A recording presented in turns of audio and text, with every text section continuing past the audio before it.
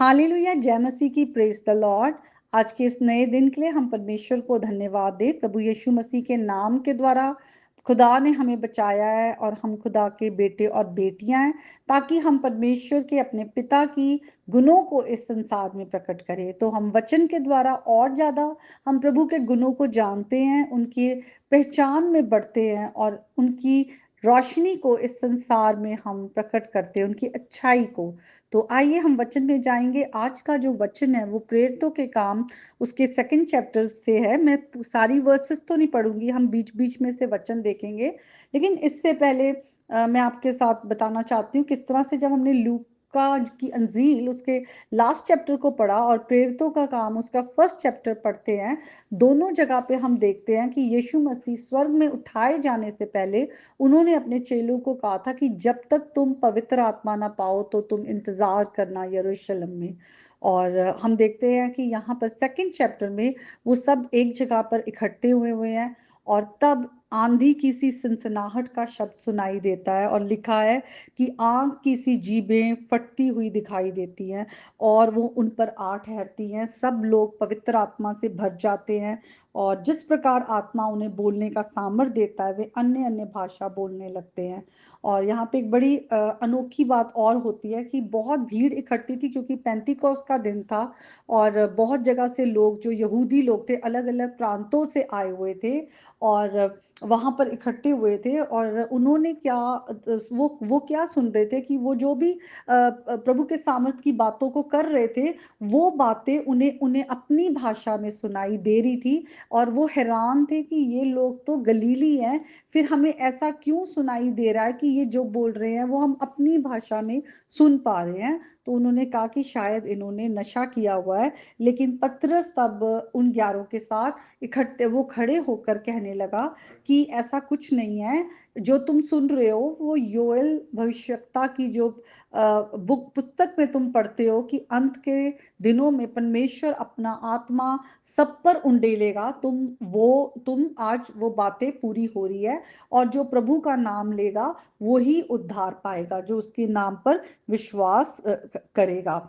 तो उसके बाद पतरस ने बहुत ही बोल्डली सुसमाचार का प्रचार किया उनके बीच में कि किस तरह से पतरस ने कहा कि किस तरह से जो यहूदी लोग थे उन्होंने अधर्मियों के हाथ में यीशु मसीह को क्रूस पर चढ़वाया और मरवा डाला, लेकिन उसी प्रभु यीशु मसीह को परमेश्वर ने मुर्दों में से जिलाया। और उसके बाद आज जब प्रभु यीशु मसीह परमेश्वर के दाहिने हाथ जाकर बैठ गए हैं और पिता से वे पवित्र आत्मा करके प्राप्त करके जिसकी प्रतिज्ञा की गई थी, उसने ये उंडेल दिया है जो तुम आज देखते और सुनते हो। तो यीशु मसीह के उठाए जाने के बाद खुदा का आत्मा जो है वो इस पृथ्वी पर आया और जितनों ने प्रभु यीशु मसीह के नाम पर विश्वास किया, बपतिस्मा पाया, उन्होंने खुदा का आत्मा भी पाया।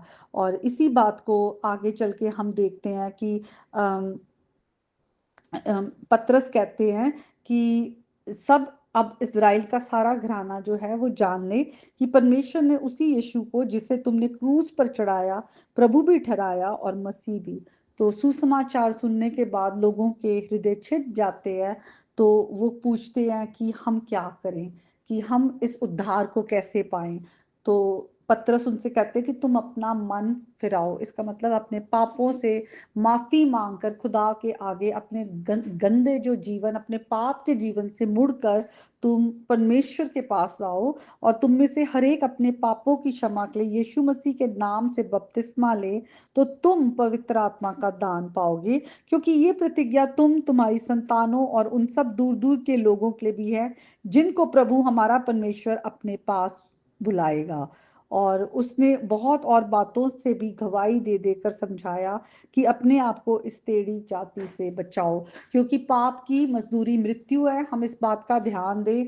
हम आज भी जब हम एक और नए साल में आ गए, अब हम अपनी पुरानी गठरी को ले लेके ना चलें, हम प्रभु के वचन को बहुत सीरियसली लें। जैसे कि यहाँ पर सुसमाचार सुनाया गया तो लोगों के हृदय छिद गए, उन्होंने यीशु मसीह के नाम पर विश्वास किया और ग्रहण किया खुदा को, बपतिस्मा लिया। और लिखा है उसी दिन 3000 मनुष्यों के लगभग उनमें मिल गए। तो यहाँ पे देखिए कितना बड़ा काम हुआ, जब खुदा का आत्मा आया तो लोगों की जिंदगियां बदल गई, वहां पर बड़े काम होने लगे। और बड़ी इंटरेस्टिंग बात है कि यीशु मसीह ने जब अपने चेलों को कहा था, ये आज्ञा दी थी कि तुम सभी जातियों में जाकर चेले बनाना और उन्हें प्रभु का वचन सिखाना और पिता पुत्र और पवित्र आत्मा के नाम से बपतिस्मा देना, और मैं संसार के अंत तक तुम्हारे साथ हूँ। खुदा का आत्मा खुदा ने हमें उंडेला है और प्रभु यीशु मसीह हमारे साथ है, क्योंकि वो प्रभु यीशु मसीह का आत्मा है। और हम ये सब बातों को देखते हैं तो सोचिए, 12 चेलों से शुरू किया और वो 12 चेले जो गलीली थे, और उसके बाद वो किस तरह से पैंतीकुस के दिन खुदा का वचन, ये काम जो इंसान के लिए इम्पॉसिबल है वो खुदा के लिए पॉसिबल है।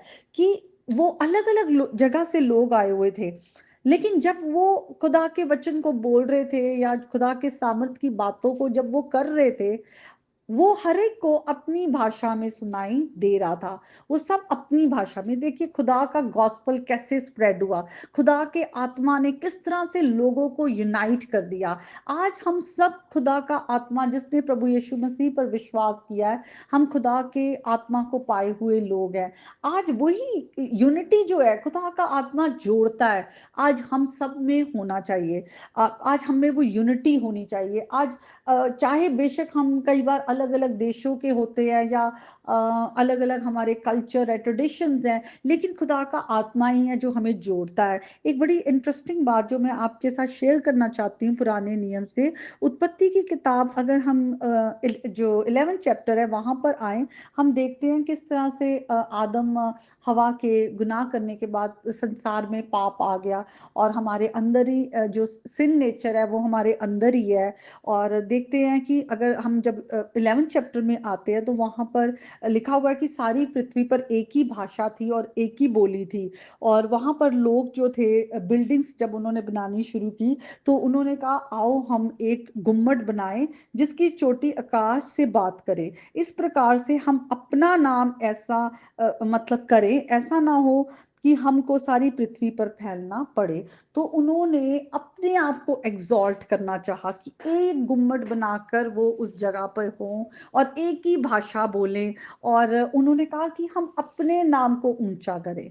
तो खुदा ने हमें बनाया है, उसके नाम को महिमा मिलनी चाहिए, उसने हमें अपनी महिमा के लिए बनाया है। और यहाँ पे किस तरह का एक प्राइड देखते हैं, और प्राइड जो है वो हमेशा डिवाइड करता है, वो हमें तोड़ता है, क्योंकि हम सब अपनी अपनी सेल्फिशनेस के लिए सोचते हैं। और उसके बाद हम देखते हैं कि यहोवा ने जब ये सब देखा कि किस तरह से लोग ऐसा कर रहे हैं और उनकी भाषा भी एक है, तो उन्होंने कहा कि अब जितना वे करने का यत्न करेंगे उनमें से कुछ उनके लिए अनहोना ना होगा, क्योंकि वो अपनी बुराई में भी जब एक साथ मिल जाएंगे तो वो कुछ भी कर सकते हैं।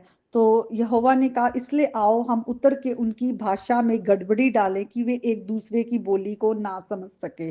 और इस प्रकार यहोवा ने वहां से सारी पृथ्वी के ऊपर उन्हें फैला दिया और उन्होंने नगर को बनाना छोड़ दिया। तो किस तरह से जब उनकी लैंग्वेज डिवाइड होगी, वो अलग हो गए, उनमें यूनिटी नहीं रही। लेकिन जब हम, कितनी अच्छी बात है कि हम जब खुदा से अलग होकर काम करते हैं, घमंड में काम करते हैं, तो हमारे काम सफल नहीं होते, क्योंकि वो अल्टीमेटली परमेश्वर को ग्लोरीफाई नहीं करते। लेकिन जब हम प्रभु यीशु मसीह के नाम पर विश्वास करते हैं, खुदा का आत्मा पाते हैं, खुदा की आज्ञाकारिता में चलते हैं, तो किस तरह से खुदा का आत्मा हमें यूनाइट करता है। और हम जब खुदा के आत्मा हमें यूनाइट करता है तो हम मिलकर जब काम करते हैं, हम खुदा की महिमा के लिए काम करते हैं, तो वो काम बढ़ता है, स्प्रेड होता है। किस तरह से गॉस्पल, इट्स अमेजिंग अमेजिंग कि 12 चेले जो सिर्फ अपनी भाषा बोलते होंगे या उन्हें हिब्रू भाषा आती होगी थोड़ी बहुत, कुछ भी ऐसे, पर वो जब उन्होंने प्रभु के वो विटनेस बन गए, खुदा का आत्मा पा लिया, तो उनमें क्या एक अलग सामर्थ आ गया। और वो जब अन्य भाषा में बोलने लगे, तो वो गॉस्पल, इतने लोग आए हुए थे, उनके बीच भी सुनाई दिया, और उन्होंने भी प्रभु को जाना। और उसके बाद जब वो लोग अपने अपने शहरों को वापस चले गए होंगे, तो उन्होंने गॉस्पल का प्रचार और जगह किया, और किस तरह से गॉस्पल फैलता गया, और आज पूरे संसार में खुदा का वचन फैल गया है। तो प्रेज गॉड।